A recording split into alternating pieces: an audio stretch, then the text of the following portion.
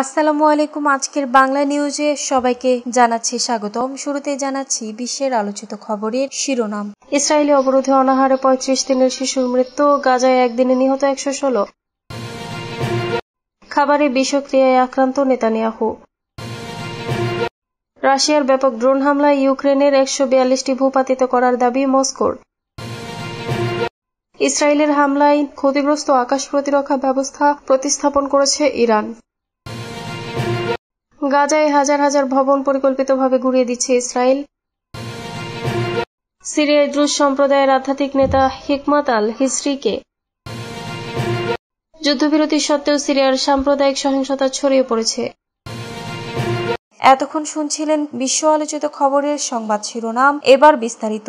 আমাদের খবরটি যদি ভালো লেগে থাকে অবশ্যই লাইক, কমেন্ট, শেয়ার করতে ভুলবেন না।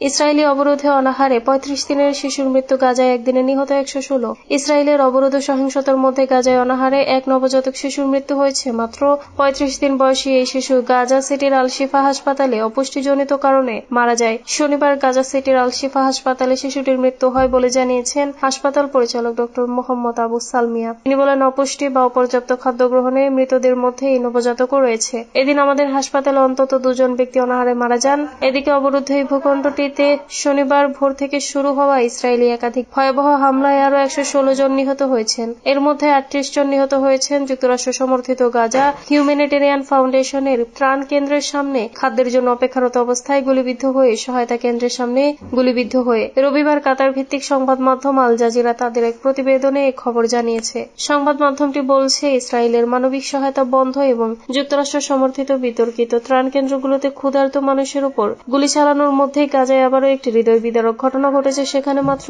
৩৫ দিন বয়সী এক নবজাতক অনাহারে মারা গেছে।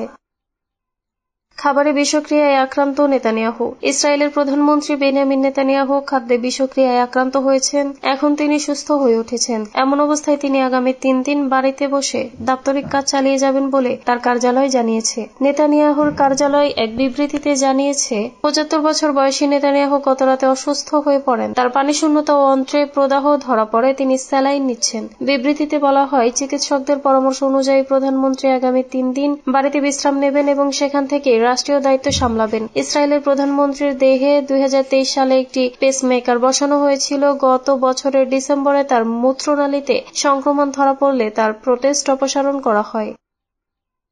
রাশিয়ার ব্যাপক ড্রোন হামলায় ইউক্রেনের ১৪২টি ভূপাতিত করার দাবি মস্কোর। ইউক্রেনের ১৪২টি ড্রোন ভূপাতিত করার দাবি করেছে রাশিয়া। শনিবার রাতে ও রোববার সকালে রাশিয়ার বিভিন্ন অঞ্চল লক্ষ্য করে ড্রোনগুলো ছোড়া হয়েছিল। ড্রোনগুলোর মধ্যে ২৭টি ধ্বংস করা হয়েছে মস্কো অঞ্চলে। রাশিয়ার প্রতিরক্ষা মন্ত্রণালয় ও রাজধানী মস্কোর মেয়র সের্গেই সোবাইনিন আজ বার্তা আদান প্রদানের অ্যাপ টেলিগ্রামে এই তথ্য জানিয়েছেন। সে অনুযায়ী রাশিয়ার ইউরোপীয় অংশ, কৃষ্ণ সাগর এলাকা সহ দেশটির বিভিন্ন অঞ্চলে এসব ড্রোন ভূপাতিত করা হয়েছে। রাশিয়ার বেসরকারি উড়োজাহাজ চলাচল নজরদারি করা প্রতিষ্ঠান রোবাভিয়াস্তিয়ার তথ্য অনুযায়ী ড্রোন হামলার ফলে মস্কোর ৪টি বিমানবন্দর শেরমেতিয়েভো, ভনুকোভো, দোমোদেদোভো ও জুকোভস্কিতে সেবা বিঘ্নিত হয়। এই বিমানবন্দরগুলো থেকে ১৩৪টি ফ্লাইট ফিরিয়ে দেওয়া হয়। আজ মস্কোর সময় সকাল ১০টা পর্যন্ত ভনুকোভো ও গ্রাভোতসেভো বিমানবন্দর বন্ধ ছিল। এদিকে যুদ্ধ থামানোর লক্ষ্যে শনিবার রাশিয়াকে আবার আলোচনায় বসার প্রস্তাব দিয়েছেন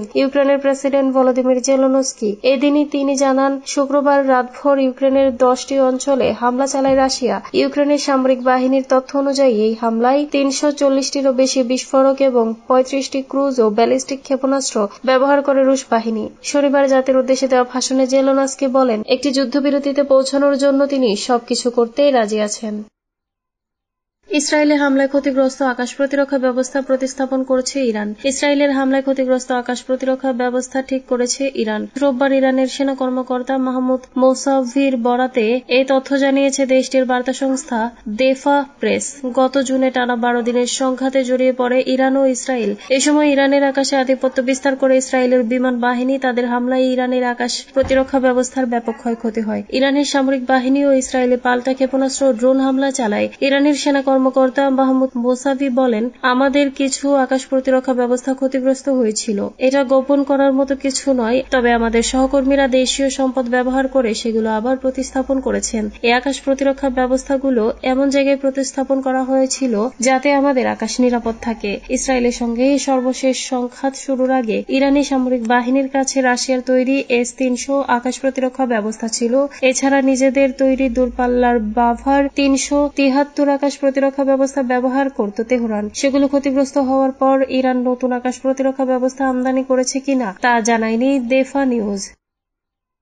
গাজায় হাজার হাজার ভবন পরিকল্পিতভাবে গুঁড়িয়ে দিচ্ছে ইসরায়েল। মার্চে হামাসের সঙ্গে যুদ্ধবিরতি প্রত্যাহার করার পর থেকে গাজা জুড়ে ইসরায়েলি হাজার হাজার ভবন গুঁড়িয়ে দিয়েছে। বিগত কয়েক সপ্তাহে পুরো শহর ও আশপাশের এলাকা ধ্বংস করে মাটির সাথে মিশিয়ে দেওয়া হয়েছে, যেখানে আগে হাজার হাজার মানুষ বসবাস করত। স্যাটেলাইট ছবিতে ব্যাপক ধ্বংসযজ্ঞের চিত্র দেখা যাচ্ছে, যেসব এলাকা ইসরায়েলি সেনাবাহিনী অপারেশনাল নিয়ন্ত্রণে নিয়েছে বলে দাবি করেছে। এই ধ্বংসযজ্ঞের বড় একটি অংশ পরিকল্পিতভাবে পরিচালিত করা হয়েছে। সেসব জায়গায় ক্ষতিগ্রস্ত ভবন এবং অনেক ক্ষেত্রেই অক্ষত ভবন পর্যন্ত গুঁড়িয়ে দেওয়া হয়েছে। যাচাই করা ভিডিওতে দেখা যাচ্ছে টাওয়ার ব্লক, স্কুল ও অন্যান্য স্থাপনার উপর ইসরায়েলি বাহিনীর চালানো নিয়ন্ত্রিত বিস্ফোরণে ধুলো ও ধ্বংসাবশেষের বিশাল মেঘ ছড়িয়ে পড়েছে। বিবিসি ভেরিফাইকে একাধিক আইন বিশেষজ্ঞ জানিয়েছেন, ইসরায়েল সম্ভবত জেনেভা কনভেনশনের অধীনে যুদ্ধ অপরাধ করেছে, কারণ দখলদার শক্তির মাধ্যমে অবকাঠামো ধ্বংস করাকে সেখানে নিষিদ্ধ করা হয়েছে। ইসরায়েল ডিফেন্স ফোর্সেস এর এক মুখপাত্র জানিয়েছেন, তারা আন্তর্জাতিক আইন অনুযায়ী কাজ করছে। তিনি বলেছেন, হামাস বেসামরিক এলাকায় সামরিক সরঞ্জাম লুকিয়ে রেখেছে এবং শুধুমাত্র সামরিক প্রয়োজনেই সম্পদ ধ্বংস করা হয়েছে। সিরিয়ায় দ্রুজ সম্প্রদায়ের আধ্যাত্মিক নেতা হিকামত আলী হিজরিকে সিরিয়ায় সম্প্রতি ইসরায়েলের বোমা হামলার ঘটনা দেশটির ধর্মীয় সংখ্যালঘু গোষ্ঠী দ্রুজ সম্প্রদায়, বিশেষ করে তাদের আধ্যাত্মিক নেতা হিকমত আল হিজরির প্রসঙ্গ নতুন করে মানুষের মনোযোগ কেড়েছে। ইসরায়েলের প্রতিরক্ষা বাহিনী IDF সিরিয়ার উপর তাদের হামলাকে বৈধতা দিতে গিয়ে বলেছে, তারা ইসলাম ধর্মের এই সংখ্যালঘু সম্প্রদায়ের সদস্যদের রক্ষা করতে হামলা চালিয়েছে। দ্রুজরা হল সিরিয়ার মোট জনসংখ্যার প্রায় 3%। আপাতত লক্ষ্য পূরণ হয়েছে বলে মনে হচ্ছে, কারণ সিরিয়ার অন্তর্বর্তীকালীন প্রেসিডেন্ট আহমেদ আল সারা বৃহস্পতিবার বলেছেন যে দ্রুজ সম্প্রদায়কে রক্ষা করা তার সরকারের প্রাধান্য।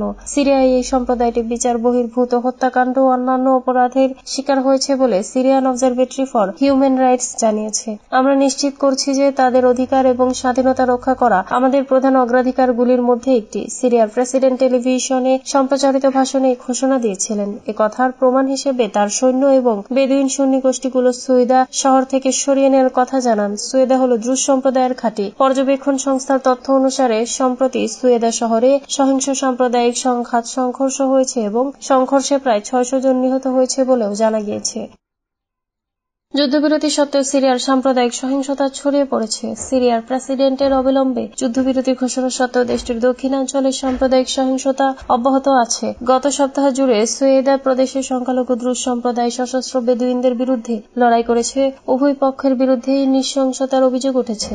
বার্তা সংস্থা AFPর একজন সংবাদদাতা বলেছেন, তারা সশস্ত্র ব্যক্তিদের দোকানপাটে লুটপাট করে আগুন ধরিয়ে দিতে দেখেছেন। শনিবার ইসরায়েল পররাষ্ট্রমন্ত্রী সংখ্যালঘু সব সিরিয়ানদের সুরক্ষায় সিরিয়ার প্রেসিডেন্টের অঙ্গীকারের প্রতি সংশয় ব্যক্ত করেছেন। সুয়েদা দ্রুজ সম্প্রদায় শিয়া ইসলাম থেকে উদ্ভূত, কিন্তু তাদের স্বতন্ত্র পরিচয় এবং বিশ্বাস রয়েছে।